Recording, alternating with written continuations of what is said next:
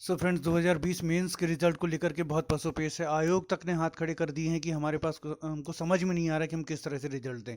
तो क्या वाकई में इतना पेचीदा है या कोई फॉर्मूला है जिसके तहत रिजल्ट दिया जा सकता है? फॉर्मूला है फ्रेंड्स, और फॉर्मूला जो आयोग ने निकाला है 87 13 13%, उसी फॉर्मूले को आगे बढ़ाते हुए है। उसमें भी कुछ ज़्यादा चेंजेस नहीं करने, बस रीअरेंज करते जाना है। तो आज हम पूरा समझेंगे कि जब सब कुछ ओके है और उसी फॉर्मूले को आगे बढ़ाते हुए रिजल्ट दे दिया जाना है, तो आयोग रिजल्ट क्यों नहीं दे रहा। और ये आज इसलिए स्पेशली समझ रहे हैं क्योंकि कल कुछ बच्चे जो है वो जाने वाले हैं आयोग। तो ये समझाना बहुत ज़रूरी है कि फॉर्मूला है, लेकिन आयोग कहीं ना कहीं जो है वो एक जो क्या कह सकते हैं हम उसको, तानाशाहीपूर्ण या टाल मटोल वाला रवैया अपना रहा 2020 मीन्स को रिजल्ट को देने के लिए। तो वो आखिर ऐसा क्यों कर रहा है? आप देखिए कितना आसान है ये फॉर्मूला और किस तरह से आयोग जो है 2020 मेंस के रिजल्ट को दे सकता है। मैं ये नहीं कह सकता कि आयोग यही फॉर्मूला अपनाए। आयोग के पास अगर इससे भी अच्छा कोई फॉर्मूला है तो आयोग वो फॉर्मूला अपना ले और उसके तहत रिजल्ट दे। लेकिन हम समझने की कोशिश करते हैं एक फॉर्मूला कि किस तरह से आयोग अपने फॉर्मूले को बिना चेंज किए हुए 2020 मेंस का रिजल्ट जो है वो दे सकता है। So hello friends, welcome to GK Webs. So friends, बहुत वेट कर लिया। 2020 जो मेंस का रिजल्ट आ नहीं रहा है और आयोग ने बार बार प्रॉमिस करने के बाद भी क्या किया है, रिजल्ट अभी तक नहीं दिया। यहाँ तक कि ऐसी भी खबरें आ रही कि आयोग ने हाथ खड़े कर दिए कि हमें समझ में नहीं आ रहा है कि रिजल्ट हम कैसे दें। तो आज हम पूरा विस्तार से समझेंगे कि एमपीपीएससी मेंस का रिजल्ट देना वाकई में इतना मुश्किल है, क्या रिजल्ट नहीं आ सकता है, और अगर रिजल्ट आ सकता है तो आयोग के फॉर्मूले से ही किस तरह से रिजल्ट आ सकता है ताकि हमारा रिजल्ट आने में सहूलियत हो। फ्रेंड्स, ये हमारे सामने है एमपीपीएससी 2020 प्री का रिजल्ट। हम देख रहे हैं, आपको मैंने पहले ही बता दिया है कि ये जो रिजल्ट है ऑलरेडी इसमें क्या किया गया है, इसमें जो जनरल है, जो यूआर है, उसको 40% पर लिया गया है और ओबीसी को आपको 27% पर लिया गया है।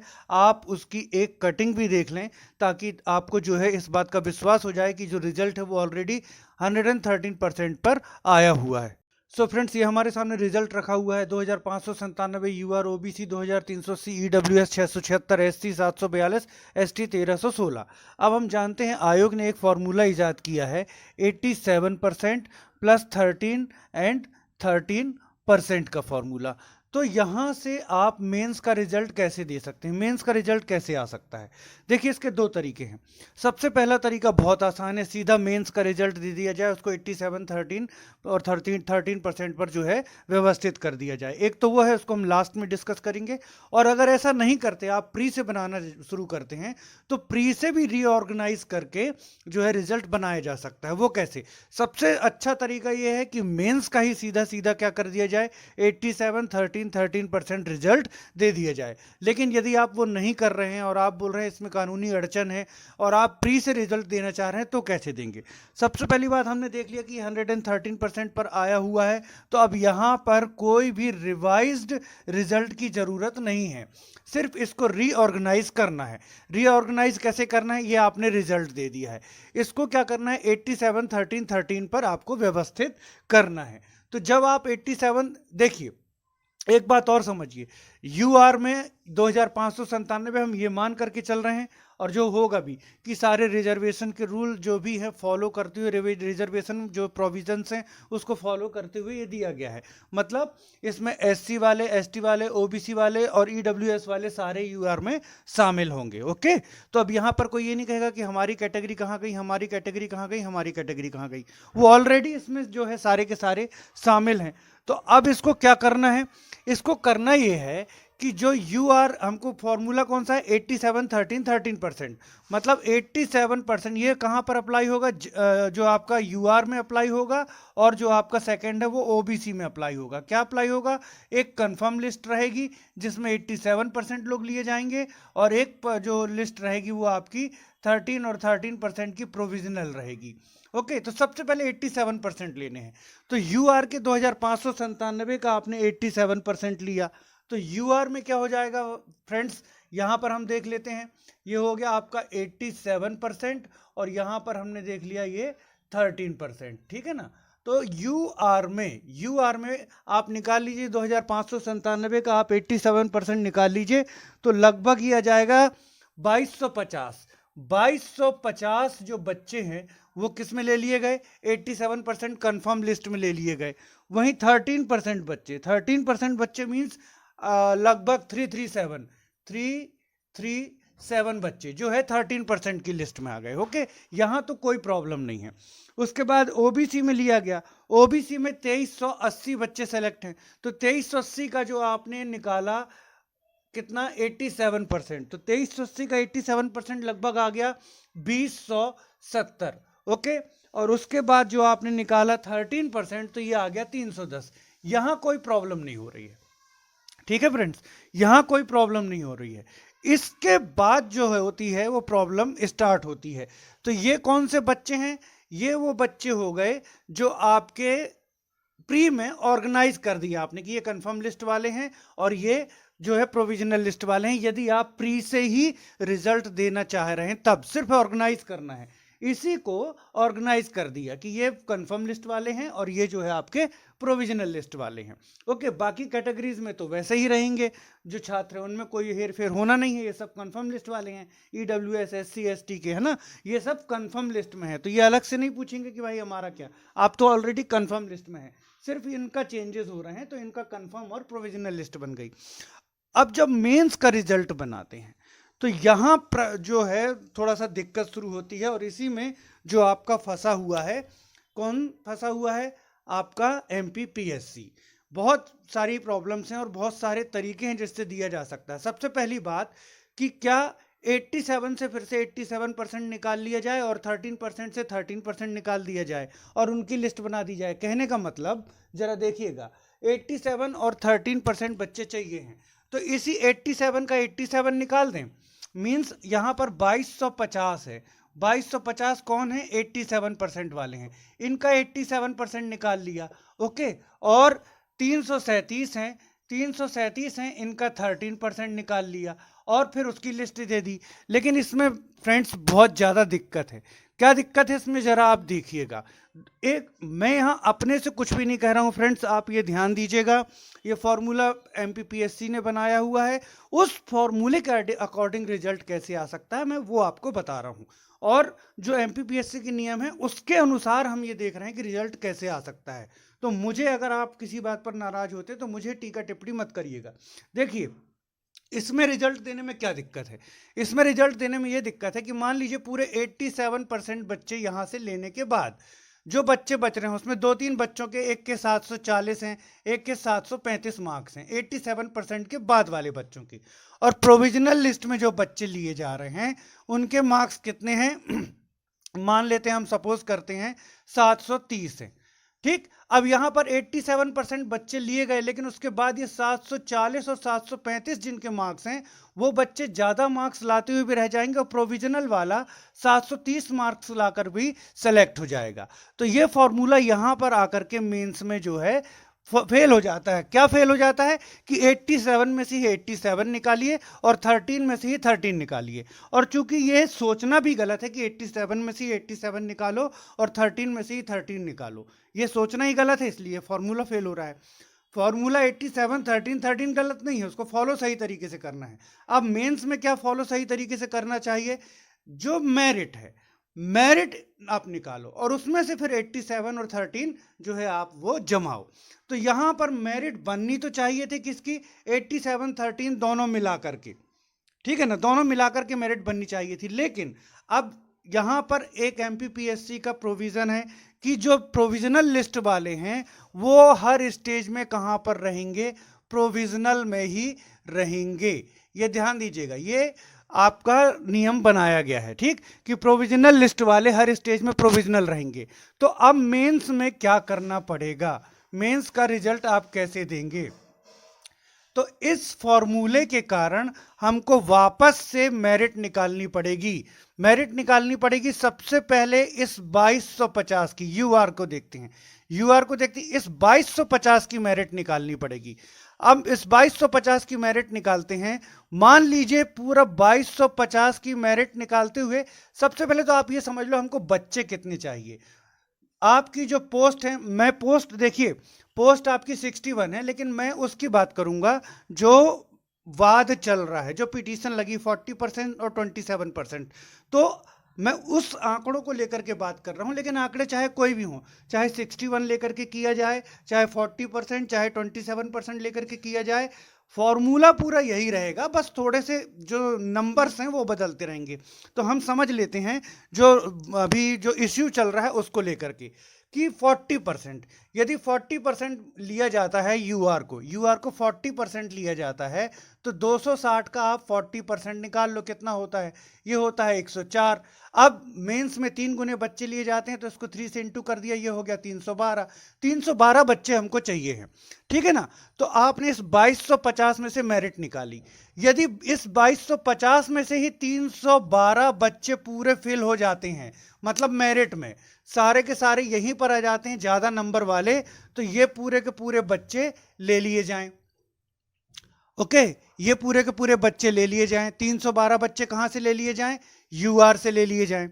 ओके, क्लियर है, क्लियर है फ्रेंड्स। ये पूरे बच्चे यदि 40% यहां से फेल हो रहा है, तो पूरे के पूरे कहां से ले लिए जाएं, 312। वैसे तो हमको चाहिए क्या है, 87 और 13% पर हमको क्या चाहिए है, हमको जो चाहिए है वो चाहिए है 271 और 41, मतलब इसका 80% होता है 271 और इसका होता है 41। लेकिन यदि पूरे मेरिट में कहां से आ जाते हैं, आपके कंफर्म लिस्ट में से ही आ जाते हैं, तो 312 इन दोनों को मिला करके जो है वो पूरे 312 यहां से मेरिट लिस्ट में से आ जाएंगे, और फिर इनमें से 271 को यहां रखा जाए कंफर्म में और 41 को रखा जाए प्रोविजनल में। ये प्रोविजनल वाले जो 41 थे, ये प्रोविजनल लिस्ट वाले अलग हो जाएंगे, क्योंकि इनके मार्क्स कम है, और सीधा सा फंडा है जिनके मार्क्स कम है वो अलग हो जाएंगे। तो एक नई प्रोविजनल लिस्ट क्रिएट हो जाएगी। वो कहां से होगी, ये जो कंफर्म लिस्ट में से थी, अगर 312 के 12 बच्चे यहां मेरिट में आ रहे हैं, तो ये 312 ले लिए जाएं और 271 कंफर्म में रखे जाएं और 41 प्रोविजनल में रखे जाएं। अब मान लीजिए मेरिट लिस्ट बनाते हैं इस 2250 में से, सपोज करते हैं, सपोज 2250 में से क्या होता है आपका कि 280 बच्चे सेलेक्ट होते हैं, और बाकी बच्चे कहां पर हैं मेरिट में, इसमें हैं, बाकी बच्चे मेरिट में हैं इसमें। तो फिर क्या किया जाएगा, ये बहुत बड़ा पेचीदा इश्यू है। ये पेचीदा इश्यू इसलिए है कि प्रोविजनल वाले तो हमेशा प्रोविजनल में ही रखने हैं। ओके, यदि मान लीजिए ओबीसी के फेवर में आता है, तो ये पूरे के पूरे बच्चे जो है आपके अलग कर दिए जाएंगे, है ना। तो अब लेकिन हम कुछ ना कुछ तो करना है, तो हम यहां पर ये देख सकते हैं कि यदि इस 2250 में से 280 बच्चे आए मेरिट में, तो उन 280 बच्चों के लीजिए और 312 शामिल करने हैं, तो 32 बच्चे आप कौन सी प्रोविजनल लिस्ट, इस प्रोविजनल लिस्ट में से 32 बच्चे आप सेलेक्ट करके रखिए, तो ये पूरा हो गया 312। ओके, अब ये जमेगा कैसे 280 312, यहां पर कंफर्म में तो 271 ही रखना है, तो 9 बच्चे चले जाएंगे ट्रांसफर होके इसमें से, कहां पर, प्रोविजनल में, जहां यहां पर 271 पूरे थे और 41 ट्रांसफर हो गए थे। अब जो अधिक बच्चे हैं बस उतने बस ट्रांसफर कर दीजिए, क्योंकि 40% में तो आपका जो रिजल्ट आ रहा है, ठीक है ना। इसको हम जब 87-13 में बांटे तो 87 में 271 बच्चे रह सकते हैं, तो ये हो गए। और उसके बाद आपने क्या कर दिया, इसको 13% पर जब आप ले गए, तो वहां पर कितने बच्चे आ गए, वो 9 बच्चे आकर के ये 41 हो गए, तो ये 271 बच्चे आपके 87% वाले जो हैं वो यहां पर आ गए। यही चीज ओबीसी के साथ होगी। ओबीसी के साथ क्या होगा, ओबीसी की सीट है कितनी है टोटल आपकी, हमने लिखा हुआ है 2380। 2380 का आपका एक आपने निकाल लिया, कितना, यहां पर हम ले लेते हैं 2380 ओबीसी की टोटल पोस्ट है। इसका हमने पहले 87% देखा, तो 87% 2380 का कितना होता है, 2070। 2070 बच्चे लिए गए थे, और यहां पर कितने लिए गए थे आपके, 310 बच्चे लिए गए थे। अब इसका हम देख लेते हैं पोस्ट, तो पोस्ट कितनी है ओबीसी की, मान लीजिए दो पोस्ट, दो तरह की पोस्ट है, 27% और 14%। अभी हम ओबीसी का 27% ही लेकर के चल रहे हैं, है ना। तो 27% हमको चाहिए। तो सबसे पहली बात तो ये है कि 87% में ओबीसी वाले जो 13% हमको निकाल करके अलग रख देना है, जो प्रोविजनल लिस्ट में जाएंगे, ठीक है। तो ये 13% हमने निकाल करके प्री में अलग रख दिए। अब यहां पर यही होगा कि इस 2070 में से सबसे पहले जो है आपकी मेरिट गिनी जाए। मेरिट किस में से गिनी जाए? 2070 में से। ओके, अगर पूरे बच्चे यहीं से फेल हो जाते हैं तो इन्हीं को रखा जाए। तो पूरे बच्चे अगर इनमें से फेल हो रहे हैं, पहली बात तो चाहिए कितने बच्चे हैं फ्रेंड्स? हमने यहाँ पर देखा कि ओबीसी का जो अगर हम 27% लें तो ओबीसी का 27%, 260 का 27% लगभग आपका जो आ जाएगा वो आएगा 70। ओके, 70 जो है वो पोस्ट है, और 70 में आपको 3 का इंटू करना, 3 गुने बच्चे लिए जाते हैं मेंस में, तो 210 हो गए। 210 बच्चे चाहिए, 210 बच्चे चाहिए, जिसमें से 182 कंफर्म में रहेंगे और बाकी शेष जो है आपके जाएंगे वो किस में जाएंगे? 227 बच्चे किस में जाएंगे आपके? लगभग यहाँ पर जाएंगे, ठीक है ना, प्रोविजनल में।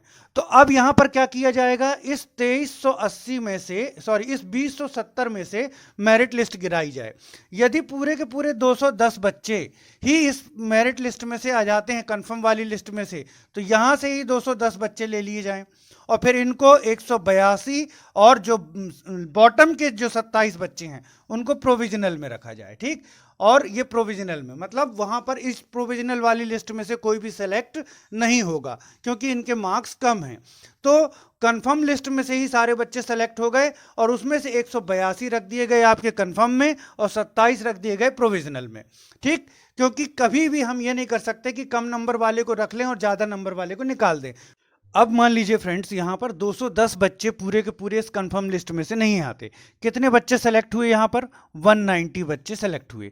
ओके, 190 बच्चे सेलेक्ट हुए। हमको टोटल 210 बच्चे चाहिए कंफर्म और प्रोविजनल मिला करके, ठीक है। अब कंफर्म में 182 रह सकते हैं और यहाँ पर 27, तो यहाँ पर हमने 182 कर दिया और 8 बच्चे शिफ्ट हो जाएंगे कहाँ पर? प्रोविजनल लिस्ट में। जो 8 बच्चे हैं वो शिफ्ट हो गए प्रोविजनल लिस्ट में।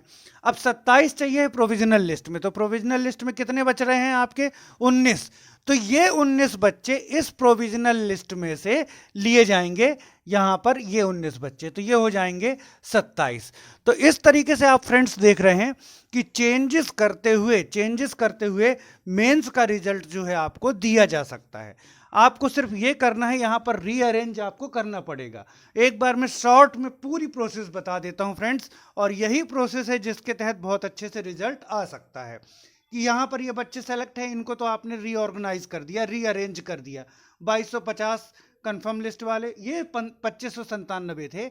अगर आप क्या कर रहे हो, सबसे पहली बात, यदि आप मेंस का ही सीधे 87 13 13 पर बना रहे हो तो कोई प्रॉब्लम ही नहीं है, ठीक है ना। मेंस में जितने बच्चे सेलेक्ट हैं उसको 87 13 13 पर जमा दीजिए, कोई प्रॉब्लम नहीं है। ये जैसे कब बताया, अगर आप मेंस का नहीं देना चाह रहे हैं, प्री से देना चाह रहे हैं, तो क्या है, ये आपका रिजल्ट है। एक भी बच्चा ना बाहर होना है ना अंदर होना है, पूरा रिजल्ट 113% पर है, सिर्फ इसको रीअरेंज करना है। 2597 थे, इसको 87% और 13% में बांट दिया। 2250 हो गए 87 कंफर्म वाले, 337 हो गए 13% जो आपके प्रोविजनल वाले। इसी तरीके से ओबीसी को बना दिया, 2070 कंफर्म लिस्ट वाले, 310 प्रोविजनल वाले। मेंस में आ गए, मेंस में आकर के हमने देखा कि हमको यूआर में 312 बच्चे चाहिए है। तो यूआर में 312 बच्चे चाहिए है, तो सबसे पहले कंफर्म लिस्ट में से देख लिया पूरे 312 हो रहे हैं क्या। यदि 312 हो रहे हैं तो हमको क्या करना है, उस 312 को हमको यहाँ पर 271 कंफर्म में रख देना है और जो शेष 41 हैं वो प्रोविजनल में रख देना है, ठीक है ना। और यहाँ पर प्रोविजनल लिस्ट में से फिर कोई बच्चा शामिल नहीं होगा। लेकिन मान लीजिए कंफर्म लिस्ट में से मेरिट गिराते हुए कितने बच्चे आए, 200, आपका कितने बच्चे आ गए यहाँ पर, हमको चाहिए थे 312, 280 ही आ पाए। अब बच रहे हैं 32, तो ये 32 बच्चे कहाँ से आएंगे, ये जो प्रोविजनल लिस्ट है यहाँ से 32 बच्चे लिए गए और यहाँ पर हम सिर्फ 271 रख सकते हैं 87% में, तो 9 बच्चे ट्रांसफर कर दिए गए, तो 41 ये पूरे हो गए। तो इस तरीके से 271 और 41 की मेंस की पूरी 87 और 13 की लिस्ट तैयार हो गई। वही चीज ओबीसी वाले हमको कितने बच्चे चाहिए, 70 पोस्ट, 70 का 3 गुना 210 चाहिए, 210 चाहिए। और किस तरीके से चाहिए, 182 कंफर्म में हो सकते हैं और 27 जो है आपके वो किस में हो सकते हैं, लगभग 27 या 30 जो भी आप मान लो, थोड़ा सा आंकड़ा यहाँ पर, तो 27 बच्चे हो सकते हैं आपके किसमें, प्रोविजनल में। अब आप करेंगे यही कि सबसे पहले आप जो प्रोविजनल लिस्ट वाले हैं उनको छोड़ करके कंफर्म लिस्ट वाले देखेंगे। मतलब आप मेरिट देखेंगे, मेरिट किसी भी हाल में।